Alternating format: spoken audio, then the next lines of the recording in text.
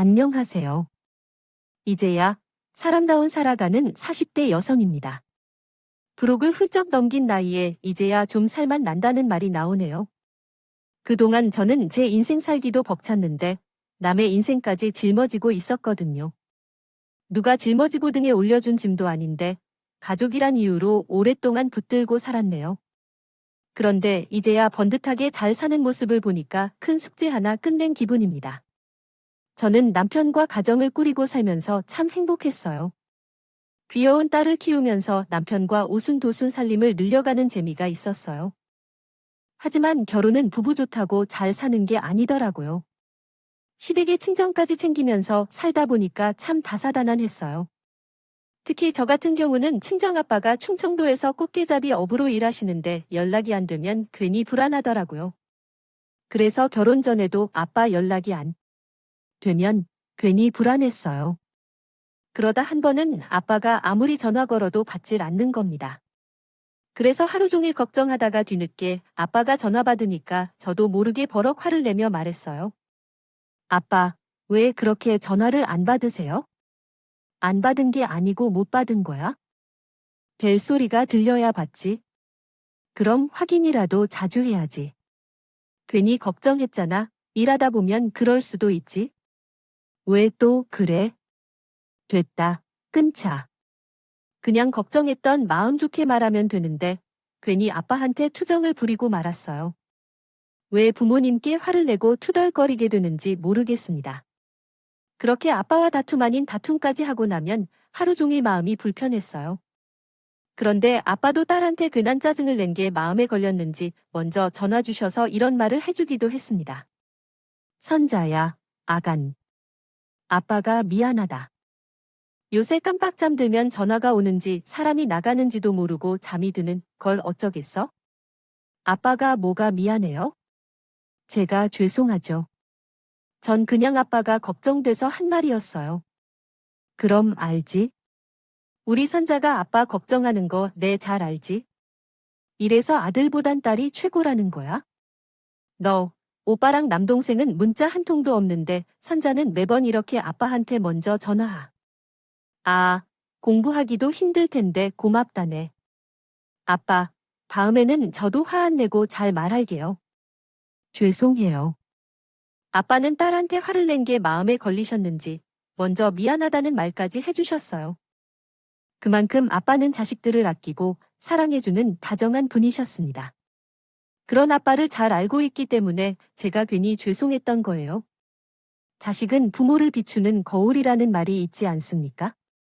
저도 자라오면서 다정한 부모님을 보고 배웠다고 생각해요. 그래서 부모님께 사랑받고 자란 만큼 저도 부모님께 정말 잘해야 한다고 생각해요. 드리고 싶었어요. 그리고 부모님처럼 행복한 가정을 꾸리고 사는 게 꿈이었어요. 그렇게 남편을 만나서 결혼까지 약속하고 결혼식 하루 전날 엄마는 제 손을 잡으며 말하셨습니다. 우리 선자, 어릴 때 참 예뻤는데 언제 이렇게 커서 시집을 갈까? 엄마 없이 잘 살 수 있겠어? 힘든 일, 어려운 일이 생기면 꼭 엄마한테 말해. 엄마한테 보고 배웠으니까 잘 살아야지. 결혼해도 난 변함없이 엄마 딸이잖아. 그러니까 엄마 나 잘 사는지 지켜봐줘. 이렇게 있으니까 우리 선자 유치원 처음 보내던 날이 생각난다. 그때 너 유치원 가기 싫어서 엄청 울었는데. 기억나? 내가 그랬어. 그런 적 없던 거 같은데. 아니야. 그때 엄마랑 떨어지기 싫다고 너 엄청 많이 울었어. 엄마 품에서 떨어지기 싫다고 울던 애가 언제 이렇게 컸을까? 엄마, 나 이렇게 잘 키워줘서 정말 고마워요. 내가 더 잘할게요. 결혼식 하루 전날 엄마와 지난 날을 회상하면서 괜히 가슴이 뭉클했어요. 그리고 결혼식 당일 아빠의 투박한 손을 잡고 식장으로 들어가는데 어찌나 눈물이 흘렀는지 모릅니다. 자식을 잘 키워서 결혼시키는 부모님 마음은 어떨까요? 눈물에 결혼식을 올리고 남편과 딸 하나를 낳고 살아오다 보니 부모님의 마음을 알겠더군요. 자식도 자식을 낳아야 철이 든다는 말이 있지 않습니까? 저도 자식을 낳고 키워보니까 참 부모도 아무나 하는 게 아니구나 싶더라고요.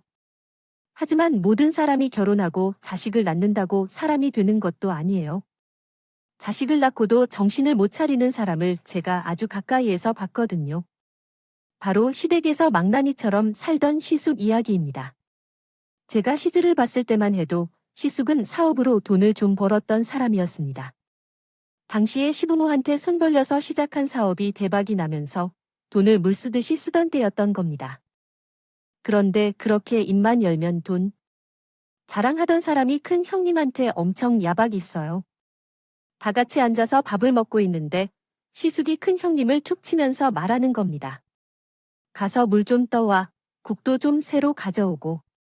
나 방금 안 잤어. 하루 종일 주방에서 일했어. 아, 당신이 좀 가져다 먹어. 지금 건방지에 대든 거야? 내가 돈 벌어다 주는데 그 정도도 못해? 얼른 가서 물 가져와. 밥 먹다 말고. 시숙이 버럭 소리 질러서 온 가족이 깜짝 놀랐어요. 보다 못한 시모가 한숨까지 쉬면서 시숙을 보고 소리쳤습니다. 그만 좀 해라. 왜 하루 종일 마누라 못 잡아 먹어서 한 달이야? 시모도 시숙을 포기했는지 결국 시모가 주방으로 향했어요. 그러자 시숙이 큰 형님을 보면서 짜증을 내면서 투덜거렸어요. 넌 꼭 그렇게 힘든 티를 내야겠어? 며느리면 다 아는 건데 뭐가 그렇게 유난이야? 당신이 어떻게 나한테 그럴까? 수가 있어. 나 당신 마누라야. 그래서 뭐 내가 돈을 안 벌어다 주냐? 차고 넘치게 돈 벌어다 주면 하늘 같은 남편한테 찍소리도 못하는 게 정상이지. 한 번만 더 되들어봐. 생가이 반으로 줄여버릴 줄 알아. 시숙, 큰 형님한테 괜히 화를 내더니 집을 나가 버렸어요.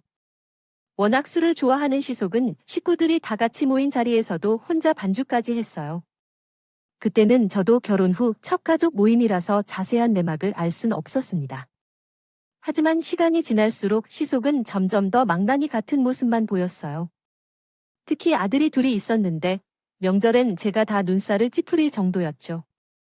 그때는 제가 뱃속에 딸을 임신 중이었어요. 그런데 시숙이 명절에 큰 조화를 보면서 괜히 툭툭 치면서 말하는 겁니다. 야, 너 가서 라면 좀 끓여와.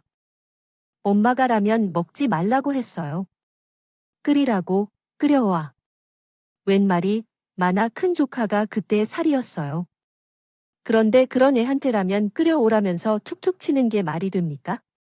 그때 큰 형님이 시숙의 큰 소리의 거실로 달려나왔어요.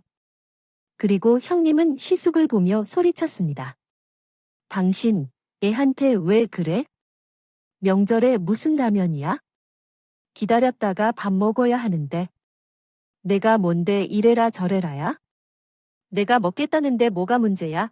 아, 형님은 시숙이 자리에서 벌떡 일어나니까 깜짝 놀라면서 주저앉았어요.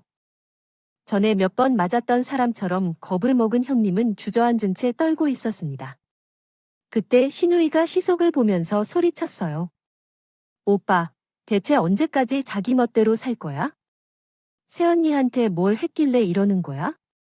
내가 뭘? 나 처자식 안 굶겨 죽인다고. 남자가 처자식 안 굶기면 됐지. 내가 뭘 잘못했냐고? 내가 돈을 안 벌어왔어. 집구석에서 애만 보는 여자가 왜 저렇게 말이 많아. 그놈의 돈 타령 지겹지도 않아. 돈이다고 사람 되는 줄 알아? 돈 벌기 전에 사람부터 좀 되라고.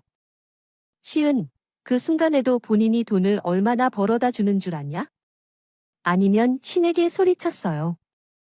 사람이 어떻게 돈으로만 살 수 있겠습니까? 시댁이 올 때마다 시숙의 돈 타령에 정말 지긋지긋했는지 방으로 들어가 버렸습니다. 저는 떨고 있는 큰 형님을 안아주며 말했습니다. 형님, 괜찮아요. 진정 좀 해보세요. 동서 미안해 때문에 놀랐지? 아니에요. 저 말고 형님보다 좀 챙기세요. 우선 방에서 좀 쉬세요. 형님을 방으로 데려와 달랬습니다. 그러자 형님은 제 손을 잡더니 울먹거리면서 말했습니다. 동서, 나 정말 너무 힘들어. 애들 때문에 참고 사는 것도 한계가 있지. 대체 언제까지 저럴지도 폭력은 안 된다는 거 알잖아요. 아무리 아들만 들이라고 해도 정서적으로 아이들한테 안 좋아요. 형님이 결단을 내리셔야 어떻게 살아야 될지 모르겠어.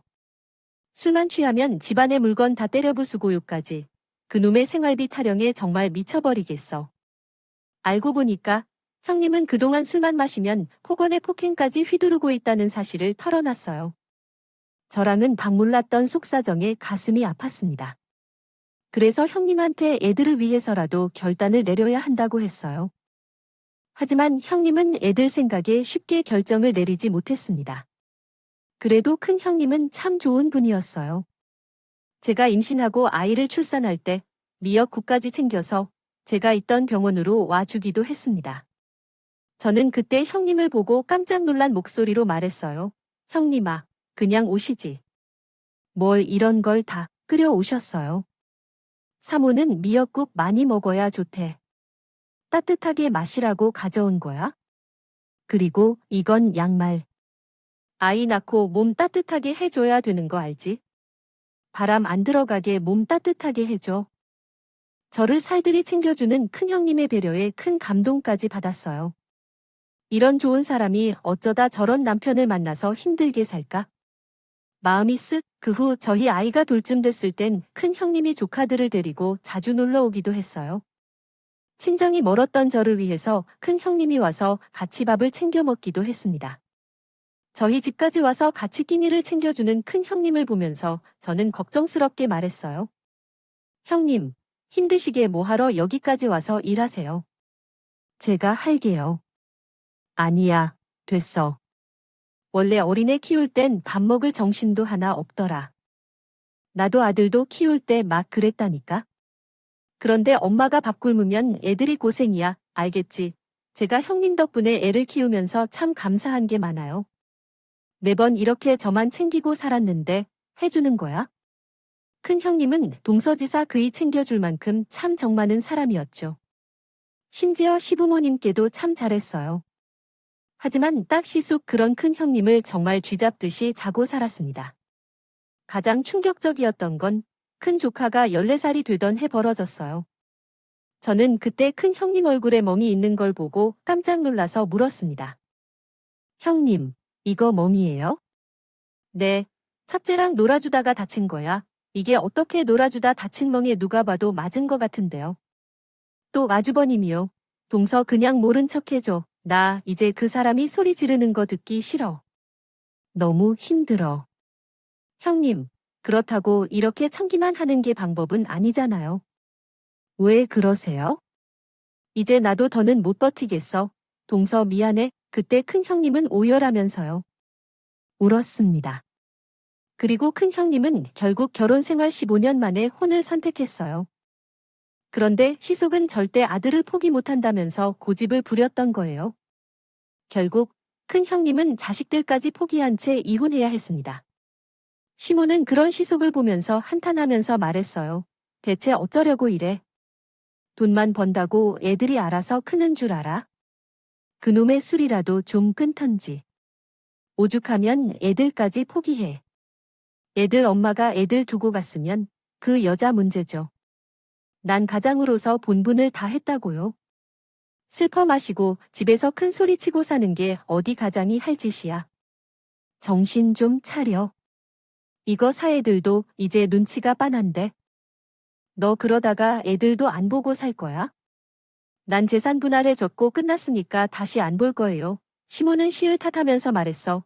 하지만 시은 그때까지도 전혀 반성의 기미조차 없었습니다. 큰 조카와 작은 조카의 심정이 어떨지 상상도 안 갔어요. 결국 시은 시댁으로 들어왔고 조카들도 시부모와 같이 살게 된 거죠. 그때 저와 남편은 조카들을 같이 챙기기도 했어요. 이혼 후 첫 새학기 같이 가방을 사러 가면서 작은 조카를 보면서 말했습니다. 예쁜 가방 사줄 테니까 하나 골라봐. 저 가방 없어도 괜찮아요. 이건 새학기 선물이야. 그러니까 그냥 받아도 되는 거야? 알겠지? 가방을 사고 우리 같이 고기도 먹자. 예전에는 씩씩했던 조카들이 귀가 죽어있는 모습을 보니까 괜히 마음 한구석이 안 좋아졌어요. 그래서 어렸던 저와 남편은 딸과 같이 조카들을 보러 갔습니다. 시은 조카 카드를 보면서 속상한 목소리로 말했습니다. 저런 것들이 무슨 죄가 있어? 내가 아들을 잘못 키운 탓이지. 아휴, 어머님, 아주버님 정신 차리겠지. 이혼까지 했는데 느끼는 게 있을 거예요. 저는 그래도 시숙이 이혼하면서 조금의 반성이라도 할 줄 알았어요. 하지만 시숙은 어땠는 줄 아십니까? 이혼 2년 만에 재혼까지 했어요. 그래도 저는 시숙이 반성하고 조금은 달라진 게 있을 거라고 생각했습니다. 옛말에 개발든 남 못 준다는 말이 있지 않습니까? 이혼하고 재혼까지 한 시숙은 예전과 별반 달라진 게 없었어요. 오히려 더 심해져서 시숙은 시도 때도 없이 자기 성지 모시기고 화를 내고 다녔던 겁니다. 하나 신기한 건 저렇게 성질 더러운 시숙태 늘 좋은 여자만 생겼다는 거예요. 재혼했을 때 두 번째 형님도 참 좋으신 분이었어요. 두 조카들까지 친자식처럼 품어주면서 키우려고 했던 사람이에요. 그런데 시숙은 그런 형님의 노력에도 술주정은 나날이 심해져만 갔습니다. 심지어 시댁에서도 큰 소동이 났었어요. 시댁에서 다 같이 밥을 먹다가 작은 조카가 밥을 조금 흘렸어요.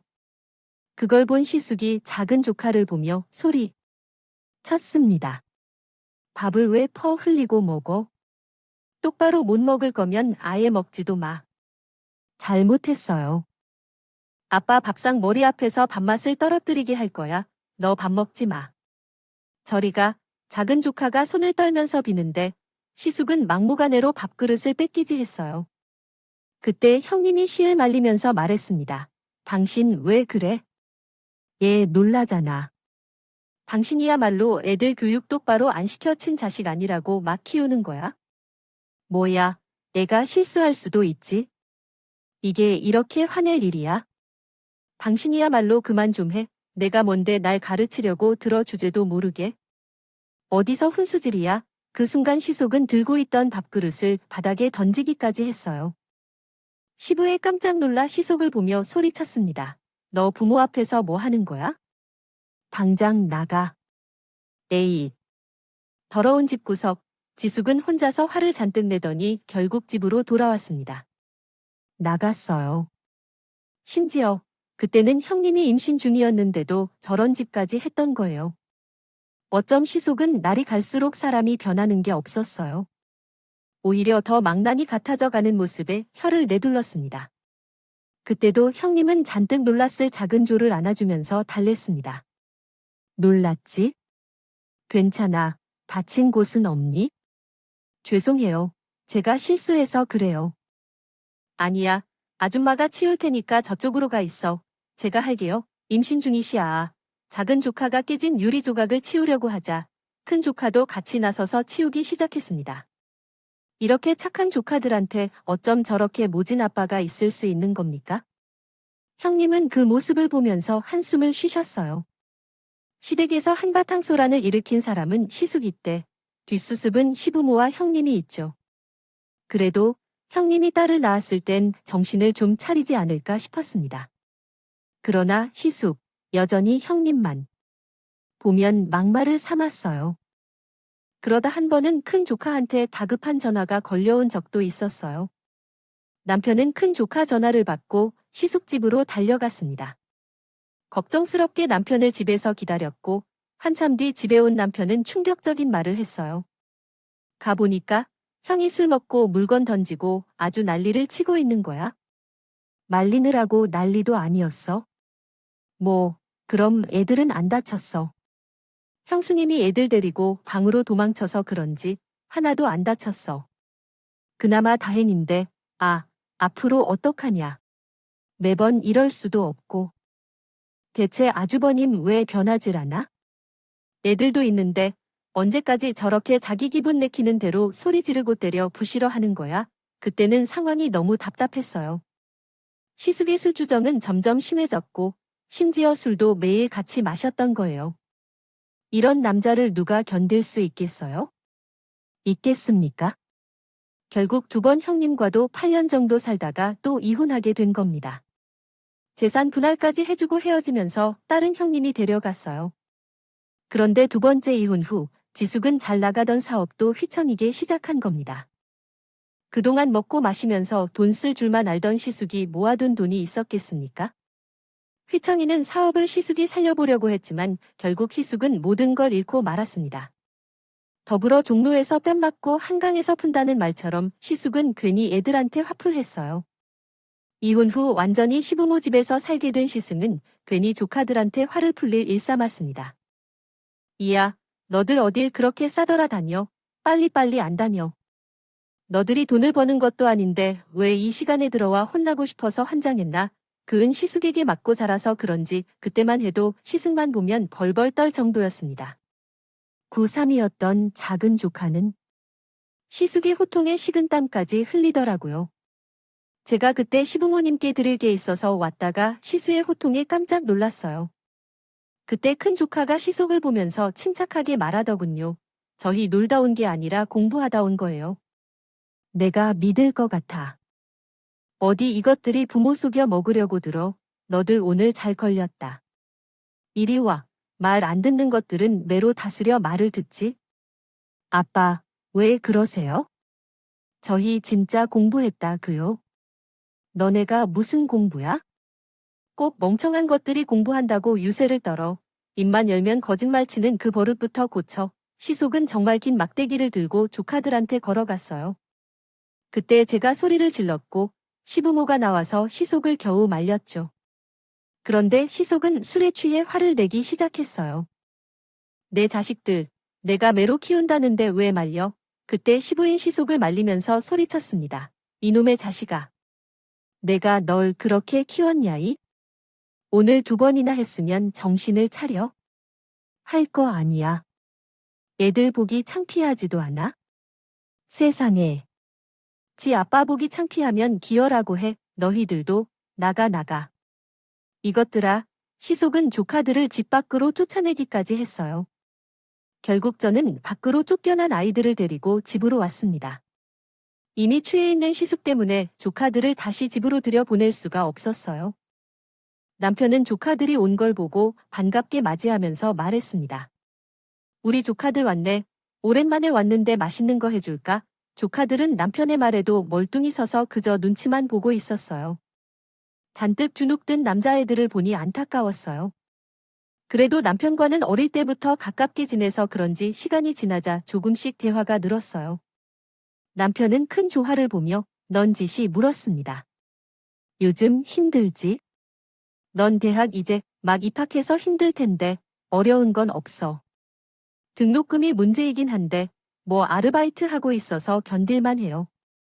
성적도 신경 써서 장학금 받도록 해봐야죠. 우리 큰 조카 아주 기특하네. 힘든 거 있으면 다 말해 알겠지네. 감사합니다. 이제 막 대학에 입학했던 큰 조카는 등록금을 혼자서 감당하고 있었어요.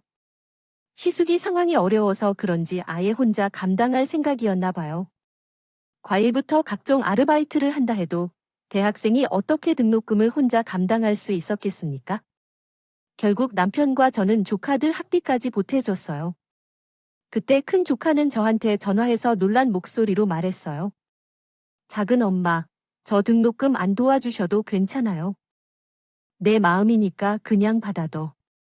내일까지 등록금 내는 기간이. 얼른 졸업해야지. 죄송해요. 제가 꼭 갚을게요. 부담 갖지 마. 우리도 가족이잖아.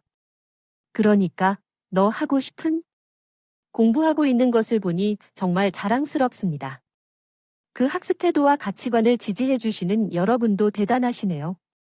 한편 위 글의 마침표는 다음과 같이 추가하여 문장을 완성할 수 있습니다. 고마워했어요. 제가 주민센터에서 일하고 있었고 남편은 합기도 체육관을 운영하고 있었기 때문에 저희도 썩 형편이 좋은 편은 아니었죠. 하지만 조카들 등록금 좀 내준다고 굶을 처진 아니었어요. 그리고 저희가 도와주면 조카들은 아르바이트를 해서라도 일부는 꼭 다시 저희한테 주려고 했어요.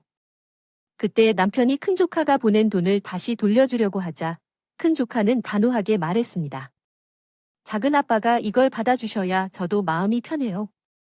그래야 더 열심히 공부할 수 있을 것 같아요.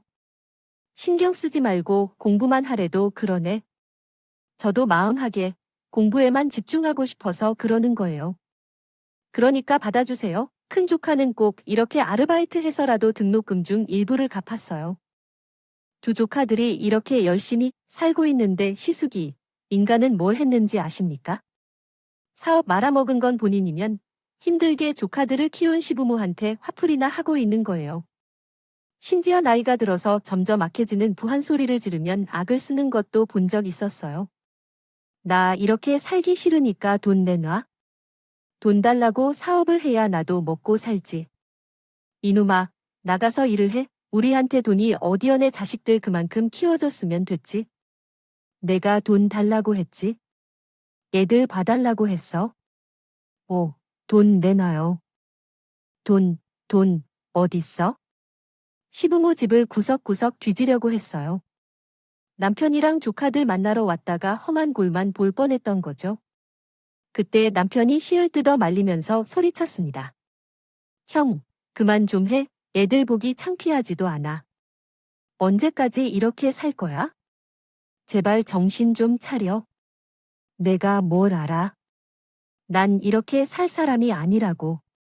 난 업해야 된다니까. 내나 시부도미 보면서 참 울기도 많이 우셨습니다. 그렇게 시숙술에 빠져 살고 있었어요. 결국 시숙 시부모 집을 나와서 살 수밖에 없었습니다. 그렇게 일도 안 하고 술만 마시면서 살다 보니까 시숙은 기초생활수급자 아지 된 거예요. 조카들도 소득 없는 학생이다 보니 시숙은 기초생활수급자 자격이 생긴 거죠. 그런데 하필이면 제가 일하는 주민센터가 시숙이 사는 동에 있었다는 겁니다. 그때부터 시숙 주민센터를 자기 집처럼 왔다 갔다 했어요. 그리고 저한테 뻔뻔한 얼굴로 시숙이 말했습니다. 재수 씨 친구가 여기 근처 왔다고 하는데 밥값 좀 주세요. 밥값이 지금 밥값이 없어서 저한테 온 거예요. 그냥 빨리 좀요. 저도 급해서 그래요. 한 5만 원만 주세요. 이번이 진짜 마지막이에요. 이젠 오지 마세요. 주민센터에서 시숙이 소리 지르고 난동 불릴까 봐 저는 거절할 수 없었어요. 그리고 번호표를 뽑고 기다리는 분들이 있었기에 시숙을 빨리 보내야 했습니다. 겨우 시숙태 5만 원을 주고 보냈죠. 그런데 이건 제 불행의 시작이었어요. 한 번 주니까 시숙은 그 후로도 자잘하게 돈만 필요하면 저를 찾아오는 겁니다. 심지어 한 번은 추리닝 차림으로 나타나 저한테 다짜고짜 이런 말까지 했어요. 재수 씨, 지금 장례식 가야 되는데 10만 원만 주세요. 장례식이 추리닝 차림으로 무슨 장례식이 옷 갈아입고 갈 거예요? 아, 그러니까 어서 돈 좀 줘봐요. 언제까지 이렇게 올 건데요? 그만 좀 해요. 그냥 좀 도와달라고요. 우리 애들이랑 연락 중인 거 내가 모를 것 같아요. 적반 하장도 유분수지 시수주민센터에서 금방이라도 소리를 지르려고 했어요. 그럴 때마다 전 일터에서 시수기릿. 큰 돈도 아니고 5만 원, 10만 원인데 에휴. 남자가 나가서 돈을 벌 생각을 해야지. 나 어쩌겠어? 여기서 난동이 부리면 다른 사람들 피해만 주는 꼴이잖아. 그리고 나한테 돈 못 받으면 조카들한테 갈 걸 어린애들이 무슨 죄야? 아휴, 진짜. 애들도 있으면서 저렇게 살고 싶을까? 답답하다 정말. 남들도 답답하다고 할 정도인데 저는 오죽했겠습니까? 제가 돈을 안 주면 조카들을 찾아가서 집요하게 괴롭힌다는 걸 알고 저는 그냥 제 선에서 정리하고 싶었어요. 정말 언제 처리될까 싶었죠. 그리고 시간이 흘러 부은 노환으로 세상을 떠나고 말았습니다. 그 후 조카들과 살던 시모도 급격히 몸이 안 좋아지면서 요양병원으로 가시게 됐어요. 그때부터 거의 두 조카들은 저희 부부가 돌본 거 다름 없었습니다. 계약 생활부터 취업 준비까지 정말 아들처럼 아껴줬어요. 그렇게 큰 조카가 32살, 작은 조카가 28살이 됐을 때 기적과도 같은 일이 벌어졌습니다. 고생한 자에게 복이 있습니다. 있다는 말처럼 조카들 인생이 그야말로 탄탄대로였다. 승승장구하는 동안 시과 점점 연을 끊고 있었던 거예요. 그러다 전이 취업했을 땐 시과 완전히 단절이 됐던 겁니다.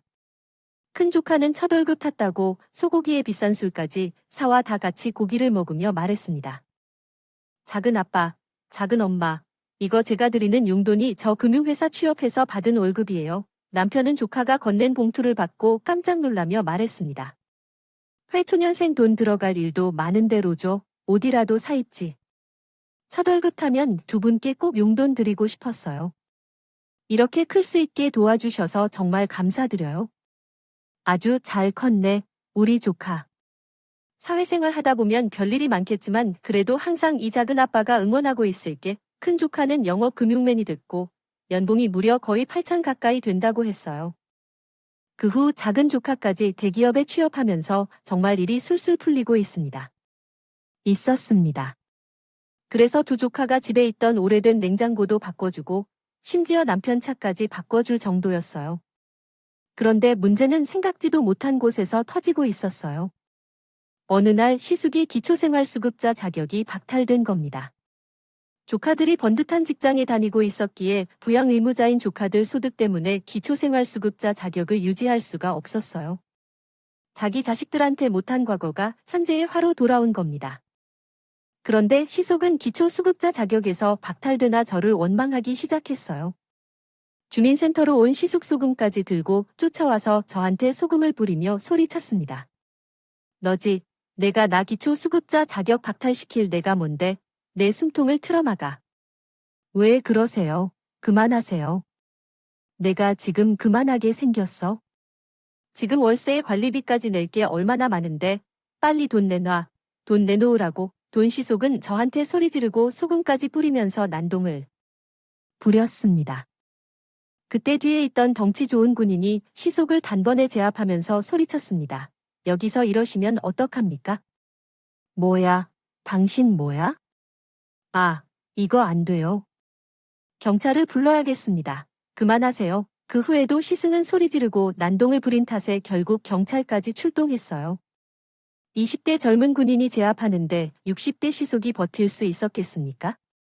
경찰이 올 때까지 꼼짝없이 잡혀있던 시속은 바로 경찰서로 인계됐어요. 상황은 끝났지만 저는 너무 황당하고 창피함에 눈물이 왈칵 쏟아졌습니다.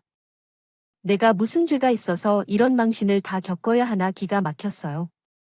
그리고 그날 저녁 저는 남편한테 시속의 만행을 전부 털어놨습니다.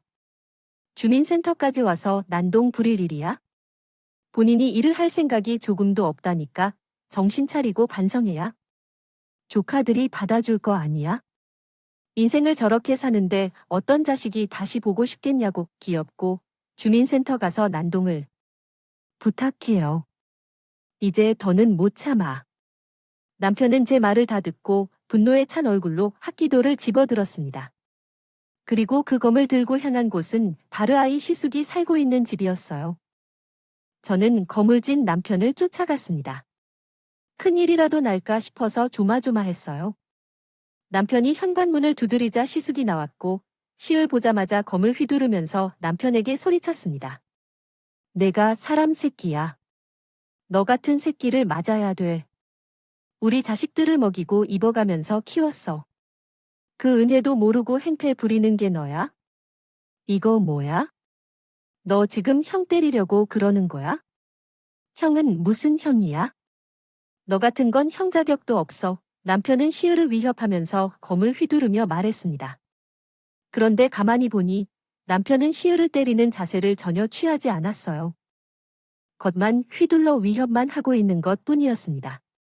그 순간 시을을 보니까 잔뜩 겁에 질려 남편에게 빌기 시작했어요. 내가 잘못했어. 미안해. 이렇게 사과할게. 왜 사과를 나한테? 우리 마누라한테 가서 사과해야 해. 애초에 남편은 시속을 때릴 생각이 없던 거예요. 겁을 주고 사과를 받아낼 작정이었던 거죠. 그것도 모르고 남편한테 쫄아서 싹싹 비는 시속을 보니까 참 한심해 보였습니다. 그리고 시속 잔뜩 겁먹은 얼굴로 제 앞에 와서 빌기 시작했어요. 재수 씨, 미안해요. 내가 진짜 그러면 안 되는데 제가 너무 급해서 그랬어요. 미안해요. 뭘 잘못했는지 알겠어요. 인생을 왜 그렇게 사세요? 자식들 보기 창피하지도 않아요. 아주버님이 해준 거 하나도 없는데 걔들 잘 살고 있어요. 그런데 이게 뭐 하시는 거예요? 저도 살아보려고 한 건데 잘 안 되는 걸 어떡합니까? 사장이라도 나가야죠. 지금까지 뭘 했는데요? 그 나이 먹도록 제대로 일해본 적이나 있어요? 없잖아요. 그러고도 아빠 자격이 있냐고요? 저도 살고 싶었다고요. 애들 보고 싶었는데 그게 안 되는 걸 어떡합니까? 술만 마시면 화가 나고 자식들은 재수 씨하고 동생한테만 잘하는 걸 보는데 화가 났어요. 그럼 더 잘 지냈어야죠. 애들이 왜 아버님만 보려고 하는지 알기나 해요? 정말로 새 사람이 되겠다는 각오로 술 안 먹고 일부터 나가세요. 그래야 저도 조카들이랑 자리를 마련할 수 있어요. 알겠어요? 진짜 애들 만나게 해줄 수 있어요. 재수 씨가 그럴 수 있어요. 지켜본다고 말씀드렸어요. 정확히 기억하세요? 아시겠어요? 한 번만 더 이런 난동 부리면 다신 자식들과 영영 못 볼 줄 알아요. 그리고 자식한테 부모로 인정 못 받는 게 얼마나 비참한 건지 제가 제대로 보여줄 거예요. 자식들 사진이라도 들고 다니면서 제발 좀 버텨봐요. 아빠면 뭐든 해내라고요. 제가 단호한 목소리로 말하자 시은이 울면서 대답했어요. 사실 이렇게 해도 시숙이 얼마나 변할지 의문이었습니다. 그런데 얼마 뒤 일하고 있는데 남편한테 한 통의 전화가 걸려왔어요. 여보, 형 지금 공사장으로 일용직 일하러 간대. 하루 이틀 나가다 또 그만두겠지 뭐 맨날 그랬잖아. 한두 번도 아니고 좀 더 지켜봐야 알아. 근데 이번엔 아예 자기 지방으로 간다더라. 숙소 제공해주는 곳이 있어서 거기서 일하고 온다고 그렇게 연락 왔어. 그래. 그럼 다행이지. 정말로 이번엔 제대로 좀 일하다 왔으면 좋겠다. 시숙 숙소 제공해주는 지방 공사 현장으로 정말 일을 하러 간 거예요. 그동안 그렇게 일을 나가도 며칠 견디지 못하던 시숙이 와서 큰 기대는 없었어요. 그런데 그때 시숙은 정말로 지방에서 6개월 정도 일을 하다 올라온 거예요. 그동안 열심히 일을 했는지 체격도 좋아지고 얼굴도 까맣게 그을린 채 나타났어요. 그리고 저한테 밥을 사주겠다면서 약속을 잡았습니다. 시숙, 저한테 점심을 한 끼 사주고 싶었다면서 미안한 목소리로 말했어요. 재수 씨, 잘 지냈어요? 제가 밥 한 끼 제대로 사준 적이 없었네요. 그러게요.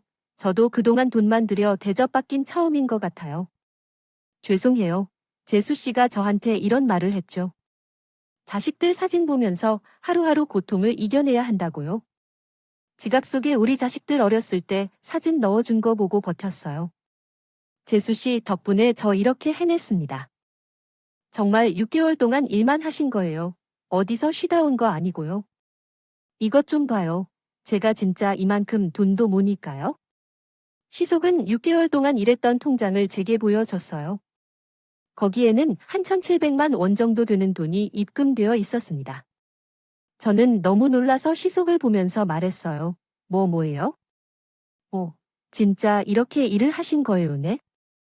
더 벌었었는데 나갈 건 나가고 지금 이만큼 모아둔 거예요. 힘들게 돈 벌어보니까 어떠세요? 쉽진 않았어요. 근데 재수 씨한테 자꾸만 미안하더라고요. 그리고 이제야 사람처럼 살아야겠다는 다짐이 생겼어요. 저 이렇게 잘 잡아줘서 고마워요. 정말이 말 꼭 하고 싶었어요. 저 술도 많이 주였고, 이젠 더 일에 매진해 보려고요. 그래요. 그렇게 조금만 더 고생해 보세요. 그리고 그때는 조카들이 알아서 아주버니 만나고 싶어 할 거예요. 그러니까 당당하게 살아내셔야 돼요. 네, 지금 당장 저도 애들 만날 자신이 없어요.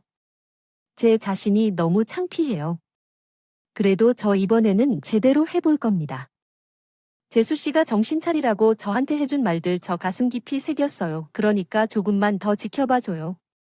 그날 시을은 처음 보는 반짝이는 눈빛으로 대답했습니다. 그런 시을 보니까 정말 희망이 보이기 시작했어요. 그렇게 무려 얼마나 지났는지 아십니까? 3년 동안 시속은 정말 열심히 일했어요. 쭉 지켜보니까 정말 새 사람으로 태어나고 싶다는 의지가 강한 사람이었어요. 그동안 방법을 몰라서 헤매던 시속은 드디어 새로 태어났습니다. 하지만 아무리 시숙이 변해도 조카들 마음 열기는 쉽지 않았어요. 너무 긴 세월 금이 쌓여 있던 터라 조카들을 설득하는 게 참 어려웠습니다. 그래도 조심스럽게 큰 조카한테 이야기를 꺼냈어요. 지금은 많이 변하셨어요. 한번 만나보지 않겠니? 싫어요. 필요할 땐 없다가야 나타난 것도 싫어요. 그게 부모요. 저는 보고 싶지 않아요. 조카들은 강하게만 남을 거부했습니다. 그 후로도 조카들을 설득하는데 꽤 오랜 시간이 걸렸어요. 그렇게 오래된 정도 꾸준한 노력 끝에 드디어 조카들이 시숙을 보겠다고 나선 거예요.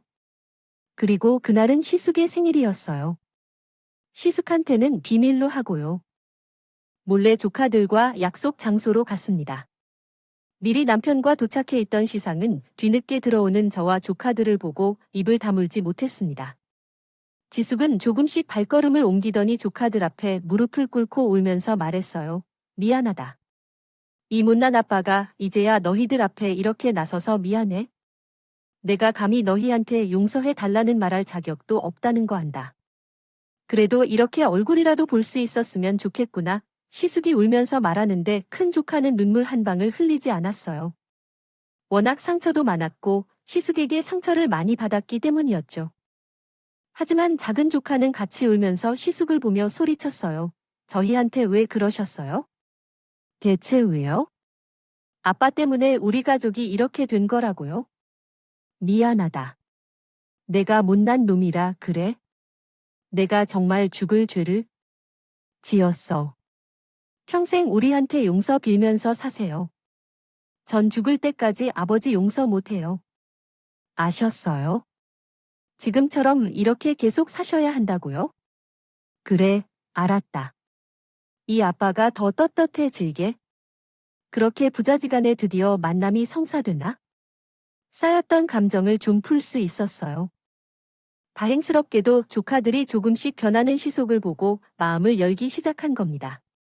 그날 시주가 조카들은 술을 한 잔씩 나누면서 해묵은 감정을 다 털어냈어요. 그 후 어떤 변화가 일어났는지 아십니까? 큰 조카가 시숙을 위해서 전세로 집까지 얻어주겠다고 했다는 거예요. 그런데 시숙이 그걸 거절하면서 말했다고 하더군요. 난 지금 이 방 한 칸이 나한테 제일 소중한 내 보금자리야. 더 이상 너희한테 기대고 싶지 않구나. 전세 얻어도 내 힘으로 얻어서 살 거야. 큰 조카한테 이 얘기 듣고 저는 깜짝 놀랐어요. 이런 시숙의 모습에 큰 조카는 더 마음을 열 수 있었다고 했습니다. 그동안 친엄마인 형님과는 가끔 안부를 묻고 살았다고 했어요. 하지만 형님은 재혼한 상태라서 당당하게 조카들 앞에 나타날 수 없었던 거예요. 그래도 조카들은 저를 보면서 고맙다는 말을 하면서 말했습니다. 작은 엄마, 정말 감사해요. 작은 엄마 덕분에 저희 가족 이렇게 살고 있어요. 이 은행 평생 잊지 않을게요. 그래, 너희들만 행복하게 살면 된 거야. 작은 엄마가 항상 응원할게. 이렇게 잘 커준 조카들 덕분에 저는 너무 뿌듯했어요. 그 후 큰 조카는 참하고 심성 고운 여자를 만나서 결혼식도 올렸습니다. 그때 혼주석에는 시숙이 당당하게 앉을 수 있었어요. 그날 시숙은 꼭 딸 시집 보내는 엄마들처럼 한참을 울었답니다. 아마 예전처럼 살았다면 큰 조카 혼주석은 비어진 채 진행했을지도 몰라요. 큰 형님은 재혼을 했기 때문에 혼주석의 안을 거부하셨거나 그때 말끔한 정장을 입고 조카들을 바라보는 시숙의 모습이 지금도 생생하게 떠오릅니다. 양과 부모들 인사 나눌 때도 괜히 제가 울컥하는 거예요. 지금은 시숙도 착한 며느리를 보고 행복하게 살고 있답니다. 이제는 며느리까지 생겨서 더 잘 살아야 한다고 다짐하는 모습이 신기하더군요. 극적인 화해와 함께 새롭게 탄생한 가족을 보니까 제가 다 훈훈했어요. 제가 이런 사연을 보낸 것도 인생의 타이밍이 참 중요하다는 걸 전해드리고 싶어서예요. 만약 시숙이 조금 더 늦게 정신 차렸다면 큰족과 결혼식의 혼주석은 빈자리였을 겁니다. 하지만 일찍 정신 차린 시숙이 새롭게 출발할 수 있는 토대를 마련했다고 생각해요. 그렇기 때문에 여러분도 가족이라는 이유로 사과를 미루거나 표현을 미루지 마세요. 가족은 당연하게 옆에 있는 존재들이 아니랍니다. 인간관계를 유지하듯 가족들과의 배려와 표현이 정말 중요한 것이에요. 같아요. 제 사연을 들으시는 분들이 가족들과 사랑을 나누면서 행복하게 지내셨으면 좋겠습니다. 모두 제 긴 사연을 들어주셔서 정말 감사드려요. 가족들과 즐거운 연말 보내시길 바랍니다. 감사합니다.